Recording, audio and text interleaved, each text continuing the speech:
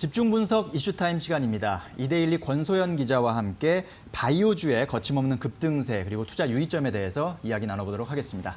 안녕하십니까? 네, 안녕하세요. 자, 먼저 오늘 이슈와 관련한 뉴스부터 화면으로 확인해 보시겠습니다. 네, 이데일리 기사인데요. 시젠 올 들어 518% 급등, 바이오주 언제까지 달릴까라는 제목입니다. 지난 3월 발생한 코로나19 팬데믹 이후 국내 바이오주들이 거침없는 급등세를 보이고 있다. 코로나 진단 키트 업체 시젠은 코스닥 시가총액 2위 자리를 꿰찼고 탑5 종목 모두 바이오가 차지한 상태다. 바이오 주가 급등에 최대 주주의 지분 평가액도 수천억 원에서 많으면 수조 원씩 증가했다라는 내용입니다. 자, 바이오주의 거침없는 급등세 속에서 투자자들이 생각해보고 또 알아두면 도움이 될 내용에 대해서 한번 살펴보도록 하겠습니다. 자, 코로나 충격으로 이제 주가가 급락하고 이제 3월 19일 날 저점을 찍었고요. 네. 그 이후로 만 4개월이 딱 지났네요, 이제. 네. 국내 증시에서도 그동안 네이버나 카카오 같은 언택지 관련주들이 막 강세를 보이면서 네. 상승하다가 최근에는 현대차나 현대모비스 같은 경기 민감주가 또 다시 오르면서 순환매 장세를 또 보이고 있는데 최근에 결과적으로 좀 종합해놓고 보면 특이할 만한 점이 역시 바이오주가 엄청난 그런 급등세를 보였다라는 점일 텐데요. 네, 맞습니다. 이게 언택트주, 바이오주 이런 거 다 성장주라고 볼 수 있는데요. 일단 코스닥 시가총액 상위 종목을 보면 1위가 지금 셀트리온 헬스케어입니다. 그리고 2위가 시젠, 그리고 3위가 HLB, 4위가 셀트리온 제약, 그리고 5위가 알테오젠인데요. 상위 5위권 내 이제 종목이 모두 제약 바이오주인 겁니다. 이 종목의 시가총액을 다 합해보면 34조 1,500억 원 정도인데요. 전체 코스닥 시총이 한 11% 정도 차지하고 있는 거거든요. 작년 말씀을 한번 보시면 1위는 똑같고 2위는 HLB였고요. 3위가 CJ ENM이었고 이제 4위가 펄 어비스 그리고 5위가 스튜디오 드래곤인데 3, 4, 5위 이 업체들이 다 게임, 드라마, 이제 제작 업체들 같은 이제 콘텐츠 업체였습니다. 그런데 이게 이제 제약 바이오 독주 체제로 바뀐 건데요. 바이오 제약주 올해 많이 올랐습니다. 코로나 진단 키트 만드는 업체인 이 시젠은 직접적으로 이제 코로나19 수혜를 입은 기업인데 올 들어서 아까 제목에서 보셨다시피 518%나 올랐습니다. 작년 말에 시젠 주가가 3만 원대였거든요. 근데 이제 현재 18만 9천 원대까지 올랐고 이제 시총도 작년 말에는 43위였는데 이제 2위까지 치솟은 겁니다. 알테오젠 보시면 여기는 이제 복제약을 주력으로 생산하는 업체인데 그 의약품을 피하 주사 제형으로 변형하는 이제 플랫폼 기술을 갖고 있는 곳이에요. 근데 이 피하 주사 제형으로 바꾸게 되면 정맥 주사보다는 조금 이제 편하고 부작용이 적다고 하거든요. 그런데 그 기술을 이제 여러 국가에 수출하면서 주목을 받고 있는데요. 지난달에만 해도 글로벌 10대 제약사에 한 4조 7천억 원 규모의 기술 수출 계약을 체결하면서 엄청 주목을 받았고요. 올 들어 주가 상승을 보면 348%, 작년 말 시가총액이 25위였는데 이것도 수직 상승한 거죠. 네. 셀트리온 제약도 올 들어서 222% 올랐습니다. 바이오주가 이제 주로 코스닥에 많이 몰려있는데 코스피도 보면 시가총액 10위권 이내에 이제 삼성바이오로직스가 시가총액 3위고요. 셀트리온이 5위에 올라 있습니다. 삼성바이오로직스 작년 말에 4위였는데 올해 초에 네이버 제치고 한 개는 올라섰고요. 셀트리온도 7위에서 5위로 올라선 겁니다. 네, 그렇군요.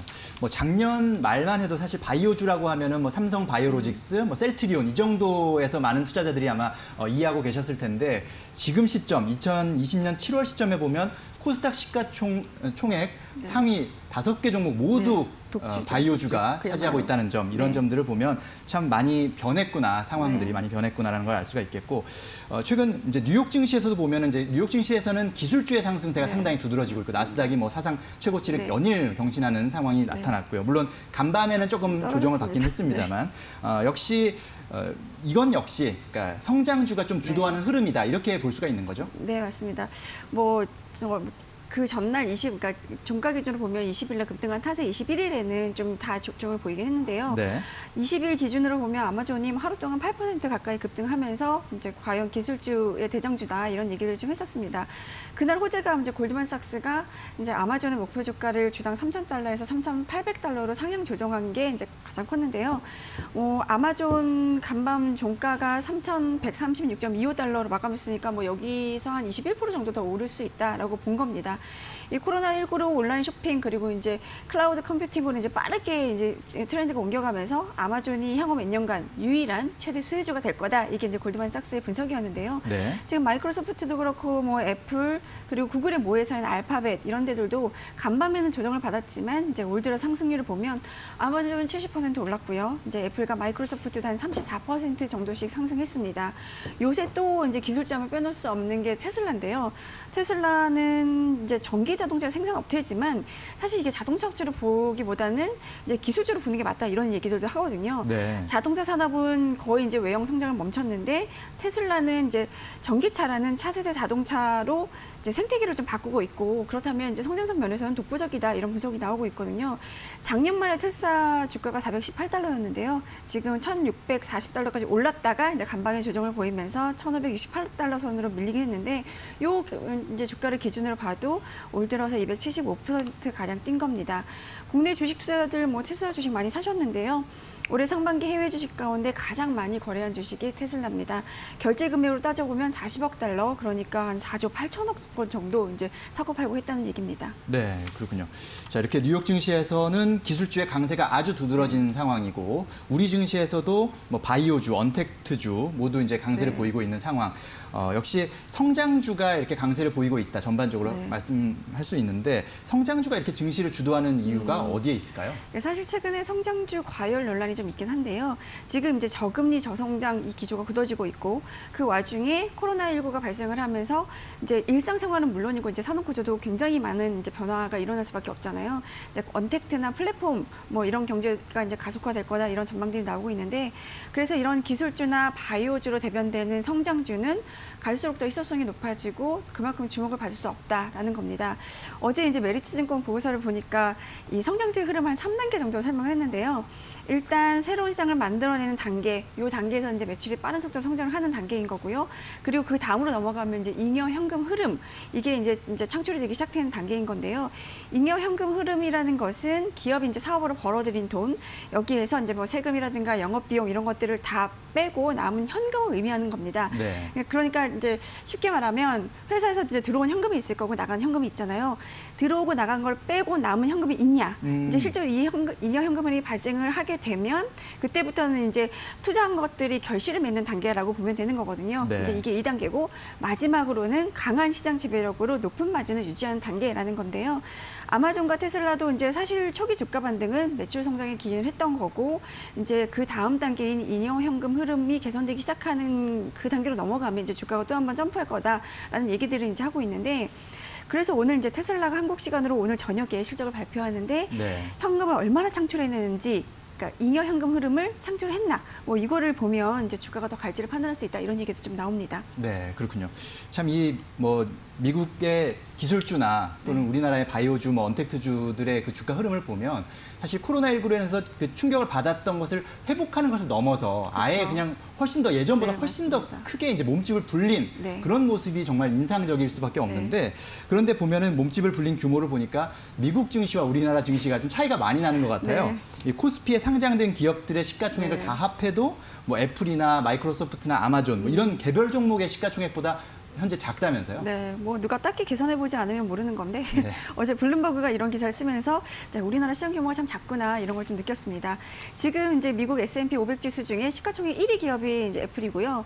2위가 마이크로소프트고 3위가 아마존인데 네. 애플 간밤 종가 기준으로 시가총액이 1조 6,817억 달러거든요. 이제 마이크로소프트가 1조 5,830억 달러, 아마존이 1조 5,653억 달러. 오늘 숫자가 좀 많아요. 네.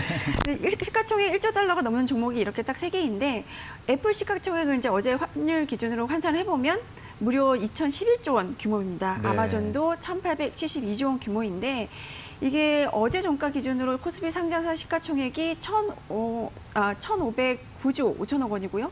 코스닥은 293조 8,500억 원이니까 두 시장을 합하면 1,803조 원 정도거든요. 네. 그러니까 뭐 미국 대장주인 세 개 종목 중에 한 개의 시가총액에도 못 미치는 수준인 겁니다. 뭐 애플 시가총액이 코스피 시총을 넘어선 거는 이미 뭐 1월 달에 넘어선 상태입니다. 네, 그렇군요. 자, 우리나라 코스피, 코스닥까지 합쳐서 전체 시가총액을 해도 1,800조 원밖에 안 되는데 그게 이미 뭐 아마존, 마이크로소프트, 애플이 모두 개별 종목의 시가총액만 봐서도 그걸 넘어서고 있는 상황. 이런 점들을 봤을 때 정말 우리 증시가 앞으로 갈 길이 멀구나라는 것도 느끼고 미국 증시 참 부럽다라는 생각도 맞습니다. 듭니다.